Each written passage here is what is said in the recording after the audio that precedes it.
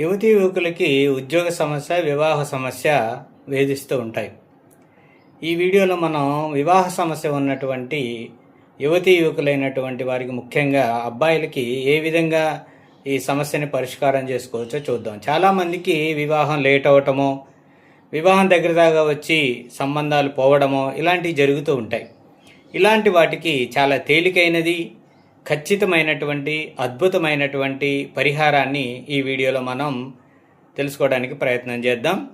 మీరు విశ్వావసు గంధర్వ మహారాజు అనేటువంటి ఒక ఫోటోని తెచ్చుకొని మీరు ఎక్కడైతే ఉంటున్నారో ఆ ఇంటికి ఈశాన్య మూల, అది ఉత్తర ఈశాన్యమైన అవ్వచ్చు, తూర్పు ఈశాన్యమైన అవ్వచ్చు, ఆ మూల దాన్ని పెట్టి ప్రతిరోజు స్నానం చేసిన తర్వాత ఆ ఫోటోకి మీరు దండం పెట్టుకోండి.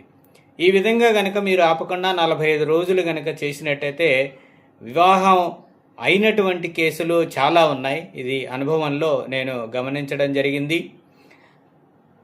మీరు ఆ విశ్వావసు గంధర్వ మహారాజు ఫోటోను పెట్టుకోవడం, ఇంకా పూజాది కార్యక్రమాలు మీరేమీ కూడా చేయనవసరం లేదు. ఈ విధంగా పెట్టుకొని చేయండి. చాలామందికి ఎక్కువ శాతం మనం గమనించినట్టయితే వాళ్ళకి డేట్ ఆఫ్ బర్త్ ఉంటుంది, కానీ చాలా సందర్భాల్లో వాళ్ళకి టైమ్ ఆఫ్ బర్త్ ఉండదు. కొంతమందికి అసలు డేట్ కూడా సరిగా గుర్తులేదంటారు. అటువంటి వాళ్ళ కోసం ముఖ్యంగా ఈ పరిహారం అద్భుతంగా పనిచేస్తుంది.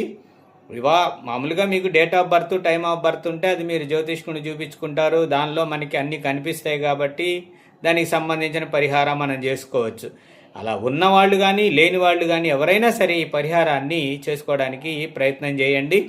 గంధర్వ మహారాజు ఫోటోని పెట్టుకోండి, చేసుకోండి.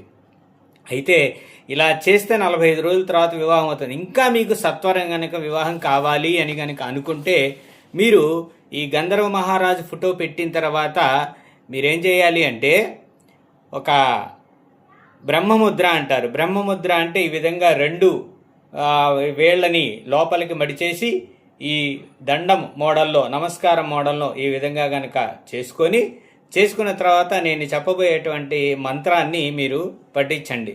ఓం గంధర్వ రాజాయ విద్మహే కళత్ర దోష నివారాయ ధీమహి తన్నో యక్ష ప్రచోదయాత్ అనేటువంటి ఈ మంత్రాన్ని మీరు గనక చదువుకుంటే 11-17 సార్లు చదువుకుంటే, అలాగే దాన్ని ఒక కాగితం మీద రాయండి. నల్ల ఇంకు కాకుండా ఏ ఇంకైనా పర్వాలేదు. ఆ ఇంకుతో మీరు రాసుకొని ఆ గంధర్వ మహారాజు ఫోటో యొక్క కాళ్ళ కింద దీన్ని పెట్టుకొని రోజు ఈ విధంగా స్మరించండి. 11-17 సార్లు, మీ ఇష్టం 21 సార్లు అయినా సరే చదువుకుంటే కనుక 45 రోజుల్లో మీకు వివాహం అయ్యి తీరుతుంది. నాకు అనుభవంలో ఎదురైంది ఏంటంటే, 1980 నుంచి 1992 మధ్యకాలంలో పుట్టినటువంటి యువతీ యువకులకి అనేక మందికి వివాహం అవ్వకపోవటము, వివాహం అయినా దాంపత్య సమస్యలు రావటం నేను గమనించాను. వారందరూ కూడా ఈ విధమైన దానికి కారణం ఏంటంటే కొన్ని గ్రహణ దోషాలు అని అర్థమవుతుంది. ఏదేమైనప్పటికీ వివాహం ఆలస్యం అవుతున్నటువంటి వారు, వివాహం కాక ఇబ్బంది పడుతున్నటువంటి యువతీ యువకులు ఎవరైనా సరే ఈ ప్రయోగాన్ని చేసి చూడండి. 45 రోజుల్లో మీకు వివాహం అవుతుంది. తర్వాత కామెంట్స్ రూపంలో కూడా మీ అనుభవాన్ని తెలియజేయడానికి ప్రయత్నం చేయండి.